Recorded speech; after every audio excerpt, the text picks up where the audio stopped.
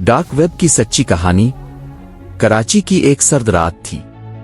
बारिश अभी अभी रुकी थी और सड़कों पर पानी जमा था। शहर के शोर के बावजूद कुछ अजीब सा सुकून महसूस हो रहा था। अहमद अपने कमरे में अकेला बैठा था। कंप्यूटर की नीली रोशनी पूरे कमरे में फैली हुई थी। दीवार पर लगी घड़ी रात के 2 बजा रही थी। अहमद एक फ्रीलांस वीडियो एडिटर था।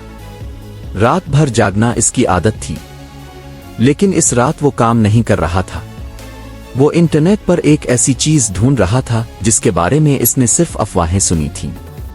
डार्क वेब, एक ऐसी खुफिया दुनिया जहां आम इंसान जाने से डरते हैं, जहां गैर कानूनी कारोबार, पुरअसरार लोग और खौफनाक राज छुपे होते हैं।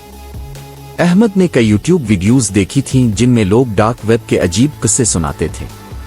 किसी ने कहा वहां इंसानों की बोलियां लगती है, किसी ने कहा वहां